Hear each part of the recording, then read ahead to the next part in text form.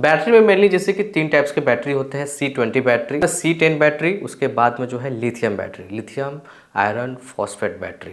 C20 battery जो होता है इन्वर्टर के लिए, टॉल ट्यूबुलर में हो या जैसे कि फ्लैट में हो, दोनों में C20 जैसे कि आपको मिलता है अगर, तो ये जो है फास्ट चार्ज नहीं करता है, ये स्लो चार्ज करता है और इसे आप स्लो डिस्चार्ज भी करना होता है फॉर्मूला के हिसाब से।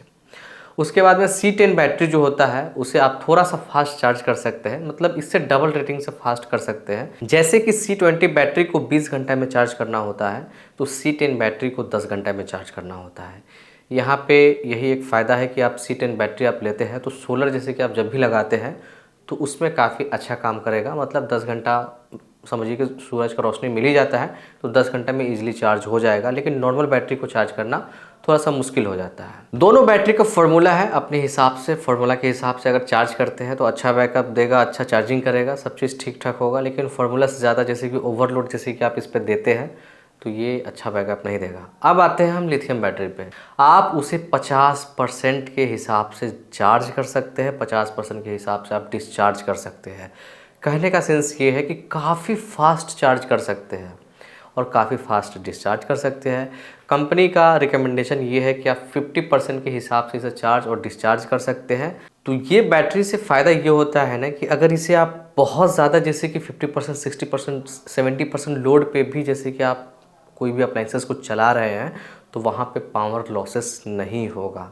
तो इससे फ़ायदा ये होता है कि आपके एरिया में जैसे कि 2 घंटे के लिए भी लाइट आता है तो ये एक काफ़ी अच्छा खासा बैकअप आपके लिए बना के दे देगा। उसके बाद आप पंखा लाइट जो भी आपको इस्तेमाल करता है करते रहिए। अगर आपको एसी चलाना है तो आप लीड एसिड पे बैटरी पे जैसे कि एसी चलाएंगे तो वहाँ पे पावर लॉसेस ज़्यादा होगा, बैकअप नहीं मिलेगा। जितना आप चार्ज करेंगे उतना आप आउटपुट उससे नहीं ले पाएंगे।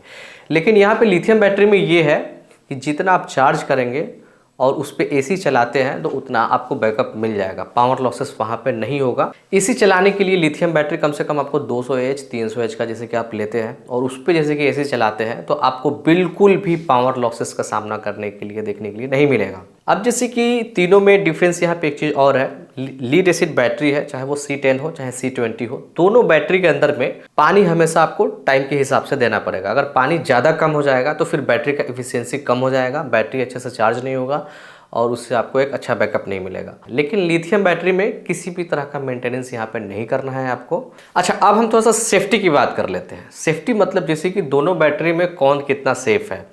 लीड एसिड बैटरी जो है एक ज़माने से समझिए कि इस्तेमाल होते आ रहा है, अभी तक जो है कोई सीरियस किसी भी तरह का हादसा वगैरह जैसे कि कुछ भी देखने के लिए नहीं मिला है।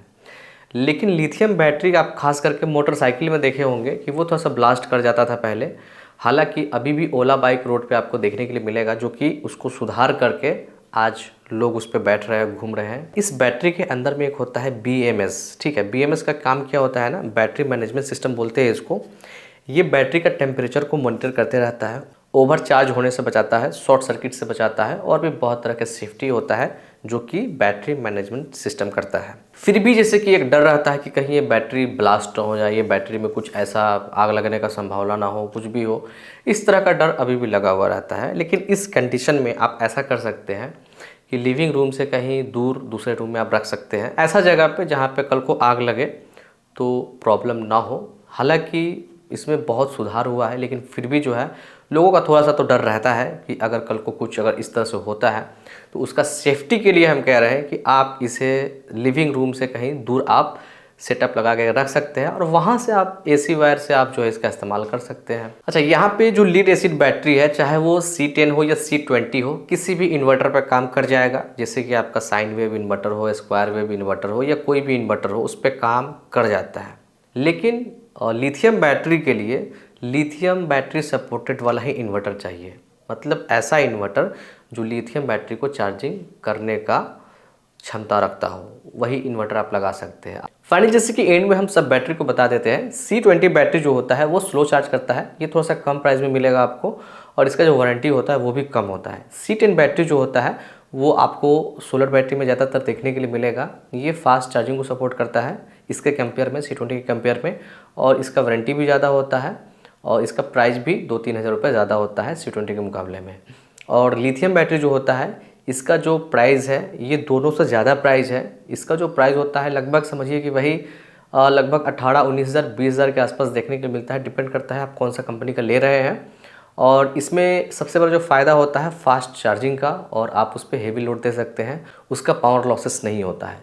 तो ये तीनों का अलग अलग फ़ायदा है।